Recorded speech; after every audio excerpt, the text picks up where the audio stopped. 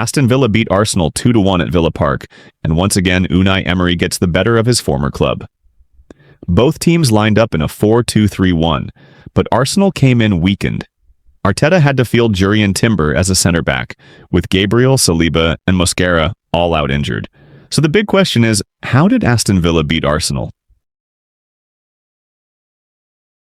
When Aston Villa were in possession, they tried to build from the back using a very modern structure.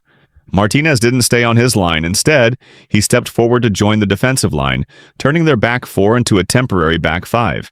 That extra man gave Villa full control in the first phase and allowed both fullbacks, Cash and Maatsen, to push higher and wider. With Kamara and Onana inside, Villa's 4-2-3-1 shape transformed into something closer to a 3-4-3-1, with the goalkeeper acting as an additional defender.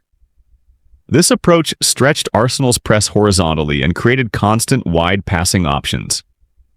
It also meant Villa could outnumber any team pressing with 5 or 6 players because the goalkeeper's positioning ensured they always had a free man during the build-up. Arsenal tried to counter this by going man-to-man. Merino was responsible for stepping onto Martínez whenever he received the ball, while keeping Konsa in his cover shadow to block the passing lane. Eze pressed Cash but couldn't jump too tightly, otherwise Villa would find an easy vertical pass through the right half space.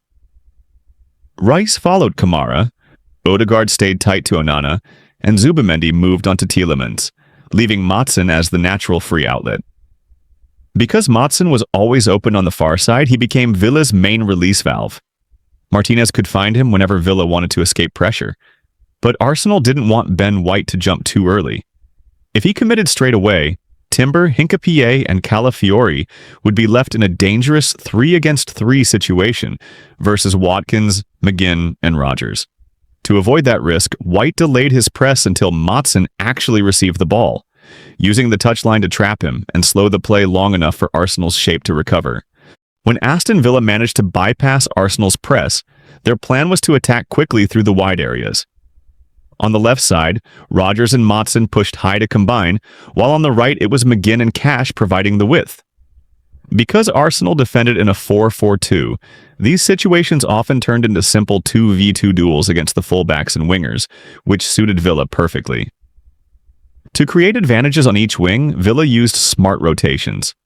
On the right side, Ollie Watkins often dropped off the front line to connect with Maatsen and Rodgers, forming a passing triangle that allowed Villa to progress through short, tight combinations. On the left, it was Tielemans who dropped deep to help McGinn and Cash create the same triangular structure. These movements were designed to produce a numerical overload on the ball side and open space either for a cutback or a driven cross into the box. Whenever Villa attacked from the right, the far side fullback, usually Maatsen, was expected to arrive late at the edge of the box, ready to shoot or recycle the ball if the cross was cleared. The same happened in reverse when the attack came from the left. This constant far side arrival made Villa unpredictable and helped them sustain pressure. This exact pattern is what led to the first goal. They overloaded the wing, combined their way through, and created the space needed for the decisive ball into the penalty area. When Arsenal were in possession, they tried to control the game through structured build-up. Their first step was always to form a base three. Zubimendi regularly dropped between the center-backs, giving them an extra man in the first line, while Ben White and Calafiori pushed higher into the half-spaces.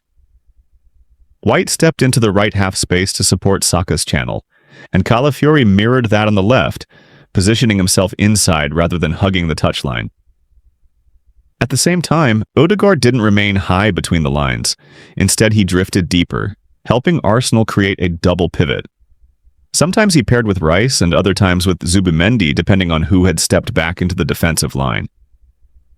This rotation allowed Arsenal to morph from a 4-2-3-1 into a clear 3-2-4-1, giving them both central stability and wide superiority. The presence of White and Calafiori inside the half spaces was fundamental to Arteta's attacking idea.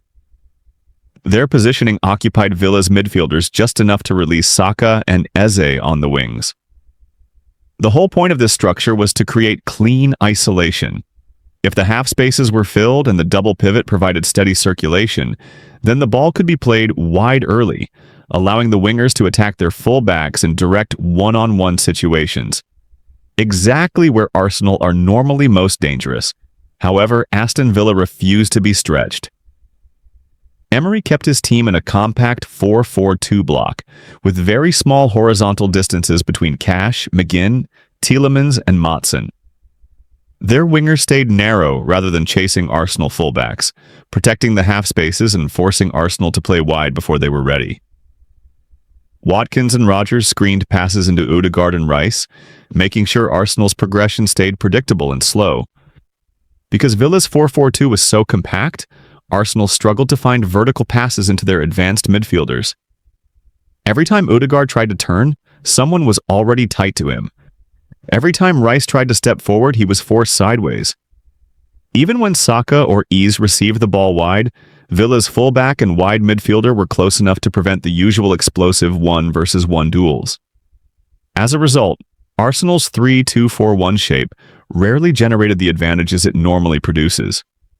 The longer the game went on, the clearer it became that Villa's compactness didn't just stop Arsenal's progression.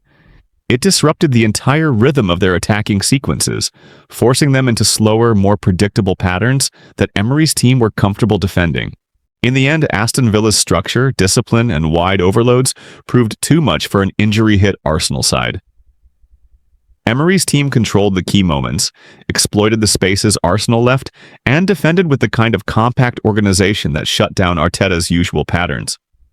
Arsenal had spells of possession, but Villa always looked more purposeful and ultimately deserved their 2-1 win at Villa Park.